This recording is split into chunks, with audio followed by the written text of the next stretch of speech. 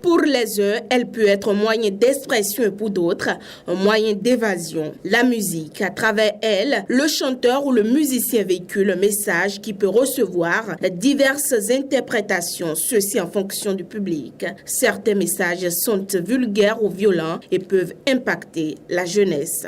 Ils voient des jeunes personnes se coller, danser. Bon, ils aiment reproduire ça.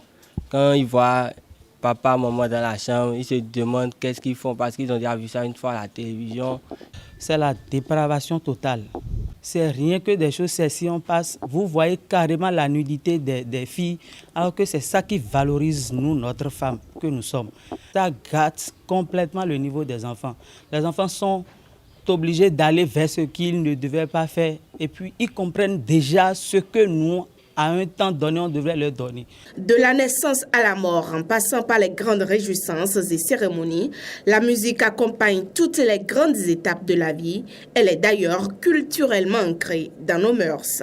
D'hier à aujourd'hui, la chanson est restée quelque chose qui a un effet.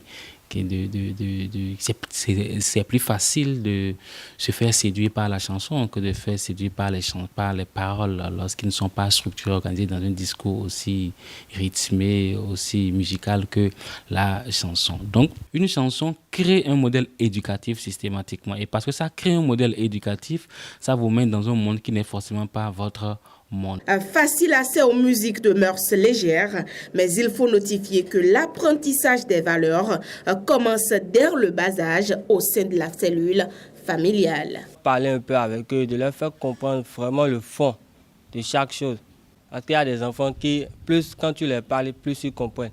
Il y a d'autres, quand tu leur caches les trucs, c'est là maintenant ils prennent la peine de faire ce que tu leur caches.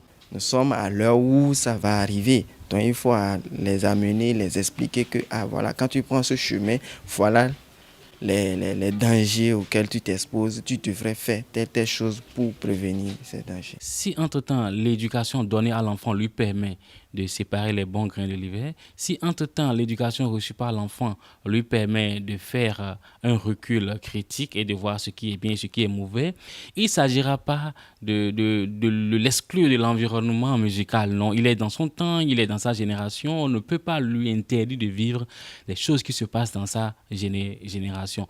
Par contre, on peut lui donner les moyens d'avoir tous les éléments d'appréciation pour que ce qu'il vit, ce qu'il entend, ne se transpose pas systématiquement et accidentellement dans son modèle de vie. Ça suppose que pour chaque famille, il y a un modèle éducatif fort. La musique avec des paroles agressives, inappropriées, perverses, influence négativement les jeunes. Point n'est besoin de preuves pour comprendre quel est un canal puissant pour l'éducation des masses. La fameuse rock'n'roll peut seule suffire pour exprimer la toute-puissance de la musique.